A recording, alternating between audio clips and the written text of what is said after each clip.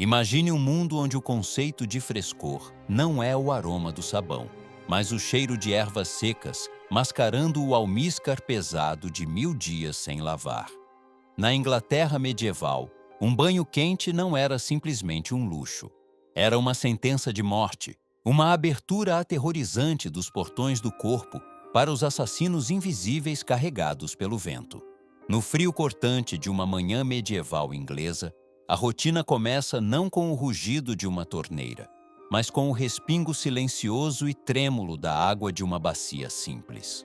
Para o cidadão comum do século XIV em Londres, ou em uma mansão cheia de correntes de ar em Yorkshire, a própria ideia de submergir todo o corpo numa banheira de água quente parece estranha, até imprudente. Em vez disso, o dia começa com uma lavagem a seco. Você fica de pé ao lado da sua cama, possivelmente num chão coberto de juncos que não foram trocados há meses, e mergulha um pedaço de linho áspero em água fria para limpar seu rosto e suas mãos. Esse é todo o contato com água que você provavelmente terá hoje. As autoridades médicas da época, aterrorizadas pelo espectro assustador da peste negra, pregam um aviso sombrio. A água quente abre os poros.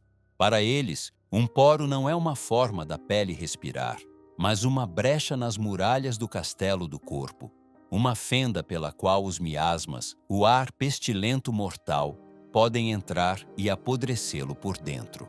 Assim, uma camada de sujeira não é vista como imundície, mas como um selante protetor, um escudo contra a peste. Se você pertence à aristocracia, sua higiene depende quase inteiramente do poder purificador da sua camisa de linho interior. Esse é o grande truque médico da época, a crença de que o linho branco de alta qualidade age como uma esponja biológica. A teoria diz que quando você sua, o linho extrai as impurezas e toxinas dos seus poros e as prende no tecido, efetivamente limpando o corpo sem a necessidade de usar água perigosa. Um nobre pode trocar essa camisa 3 ou 4 vezes por dia, acreditando que o tecido fresco e crocante está esfregando-o até ficar limpo, mesmo quando sua pele permanece intocada pelo sabão. Essa crença é tão difundida que exibir a borda branca brilhante de uma camisa de linho se torna um símbolo de status, uma declaração pública de que você é rico o suficiente para estar limpo sem se molhar. Enquanto isso, a higiene bucal é um assunto áspero e doloroso. Você não pega uma escova de dentes, mas um pano de linho áspero embebido numa mistura dura de sal moído, osso triturado ou ervas. Você esfrega seus dentes com essa pasta abrasiva, esperando raspar a cárie amarelada. Se um dente começa a apodrecer, não há odontologia delicada. A dor é atribuída a um verme dental roendo a raiz, e a solução frequentemente são alicates nas mãos de um barbeiro cirurgião, sem qualquer anestesia para abafar o grito. O sorriso resultante daquela época raramente é branco, frequentemente com falhas, e sempre cauteloso.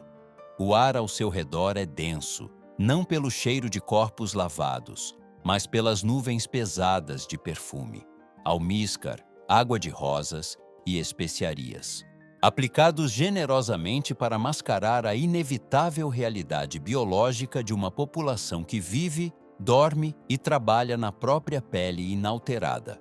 Se a falta de banho é uma luta pessoal silenciosa, o gerenciamento de dejetos na Inglaterra medieval é uma catástrofe barulhenta e avassaladora que agride os sentidos a quilômetros de distância. Para um observador moderno, a descoberta mais chocante não são os rostos sujos, mas a ausência completa de infraestrutura sanitária, que consideramos um direito humano básico. Para entender essa realidade, você deve primeiro olhar para o ápice do luxo, o castelo. Aqui, o banheiro é conhecido como guarda-roupa, um eufemismo que literalmente se traduz como quarto de roupas. Não é mais do que um banco de pedra com um buraco saliente perigosamente da parede do castelo, suspenso sobre um fosso estagnado ou um enorme poço de esgoto lá embaixo. Não há água para dar descarga. a gravidade é o único mecanismo funcionando aqui. No calor do verão, a corrente ascendente da pilha acumulando na base das muralhas do castelo é tão potente que pode fazer seus olhos lacrimejarem. No entanto, numa reviravolta bizarra da engenhosidade medieval, esse fedor serve a um propósito prático. Você frequentemente pode encontrar as melhores vestes de veludo do nobre penduradas dentro dessa mesma câmara de banheiro. Por quê? Porque os vapores acres de amônia subindo dos dejetos humanos são fortes o suficiente para matar as pulgas e traças que atormentam seus tecidos. O banheiro é literalmente a câmara de fumigação. Saia do castelo para os becos apertados e sufocantes de uma cidade como Londres, e a situação passa de desconfortável para logisticamente aterrorizante. As pessoas comuns não têm o luxo de um fosso.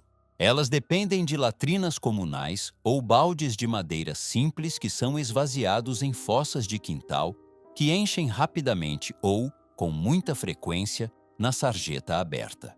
Essa cidade é um organismo vivo que produz mais sujeira do que pode absorver e depende de uma classe sombria de homens para não se afogar nela. Esses são os limpadores de fossas. Eles são os heróis trágicos não celebrados do saneamento medieval, obrigados por lei a trabalhar apenas sob o manto da escuridão, para que a sociedade educada seja poupada da visão e do cheiro de seu trabalho. O trabalho deles é coisa de pesadelos. Eles descem à escuridão sufocante das fossas de esgoto, frequentemente caminhando até a cintura em excremento humano para tirar os dejetos da cidade com as mãos. É uma profissão letal. Os vapores nesses espaços fechados e podres podem estar tão concentrados que matam um homem instantaneamente, sufocando-o na mesma sujeira que ele está tentando remover. Na superfície, a batalha é travada com leis severas que são quase universalmente ignoradas. Embora coletores de lixo sejam empregados para raspar as ruas, eles estão travando uma guerra perdida contra uma maré de detritos. Os verdadeiros limpadores de rua são os porcos. Animais que vagam livremente pelas cidades, agindo como trituradores de lixo vivos que comem os refugos e sobras de comida jogados das janelas.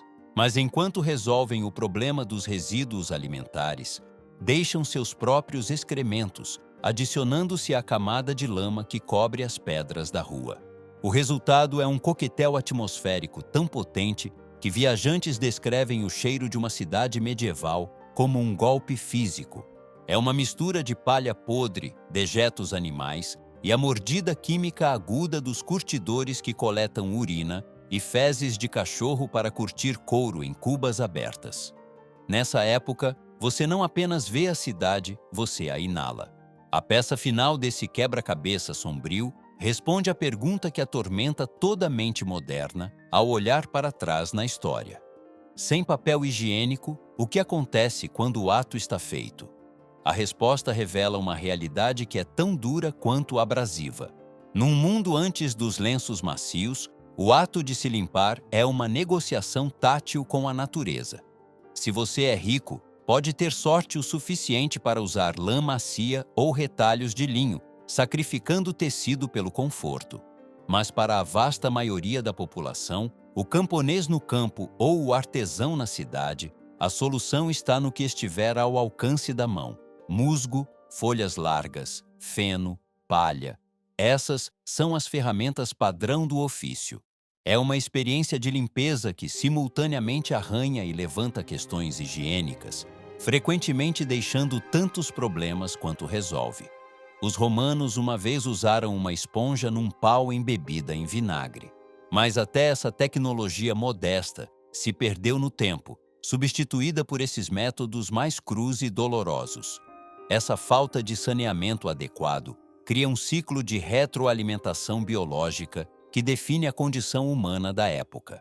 Como as mãos raramente são esterilizadas e limpar-se é ineficaz, a população vive num ciclo constante de reinfecção com parasitas intestinais.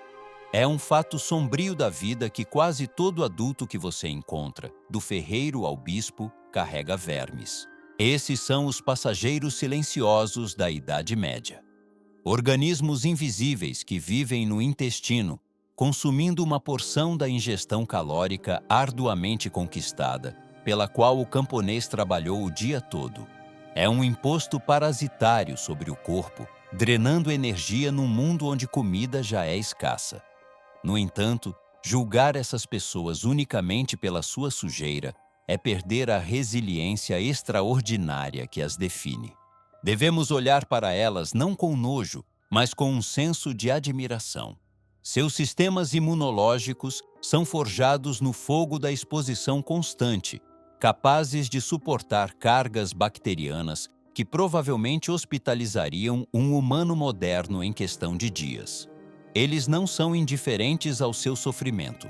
Eles lutam de volta com as únicas armas que têm: um conhecimento profundo de medicina herbal e desinfetantes naturais como vinagre e álcool.